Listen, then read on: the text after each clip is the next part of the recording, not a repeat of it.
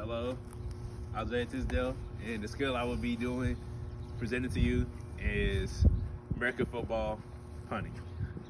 I got this football.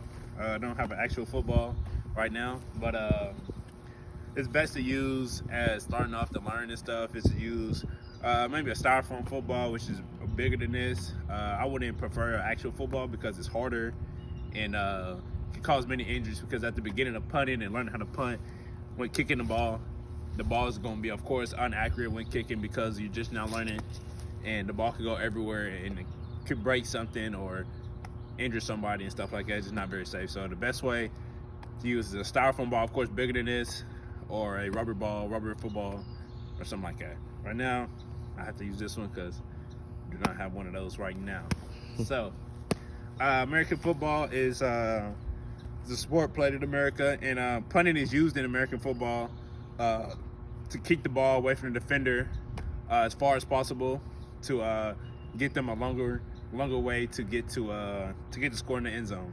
So usually it's used when usually it's fourth down. 99, I ain't gonna say 99, but 90% of the time it's used on fourth down. It's used to punt, to kick the ball away.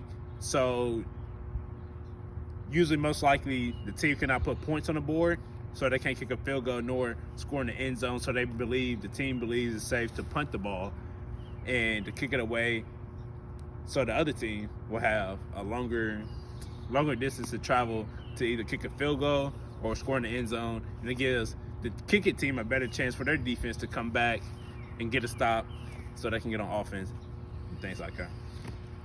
So punting is can be very simple, very easy, but there's a lot of strategic things to do with it. But here you'll use your dominant hand, or whatever hand prefers, more comfortable with you to hold. But you'll always start off with two hands. You see the seams right here?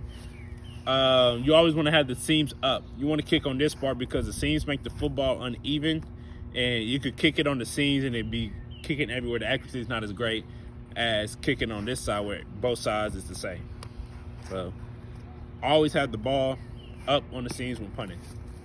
So I like to use the three-step method, because 3 steps, 1, 2, 3 is what we use in everyday life. Like stop signs, you got red, yellow, green, 1, 2, 3, or you got ready, set, go, 1, 2, 3, or any other thing. So it's always 3, 2, 1, go, things like that. So I like to use the 3-step method, and with that, I like to have your hands straight out, arms distance. Have both hands straight out, and here's the whole part. You like to go 3-step method. So you always want to step with your opposite foot first. So if you kick it with your right foot, you start with your left foot first. 1, 2, 3, and then go.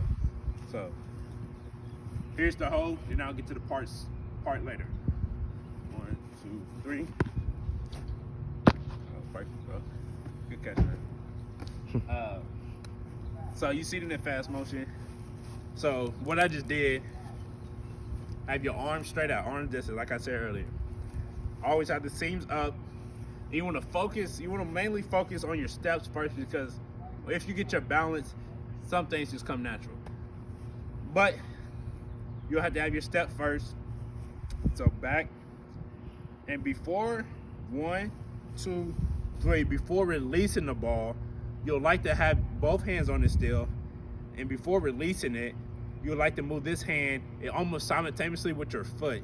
So as your leg goes up, this arm moves, and you want to slightly drop, not drop kick, but simultaneously lay it on your foot. Not really a drop, lay it on your foot, so to say. Because a lot of people at the beginning of trying to learn how to kick, trying to punt, things like that, they'll like to throw it, then kick. Not good, not accurate. So you like to lay it on your foot. So you want to focus on kicking it not with your toes, more towards almost the bone, or right here around this foot area. Not really on your toes. So try to stay away from your toes, as your foot is in one, not toes, toenails, none of that. as one. So the 3-step method, arms straight. You have to do the opposite foot first that you want to kick with.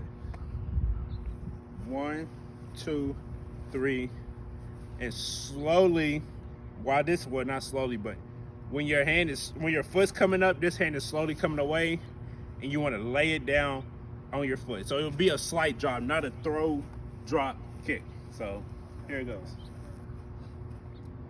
Ready? Arm out. 1, 2, 3. Kick. Got it? I'm gonna do it one more time.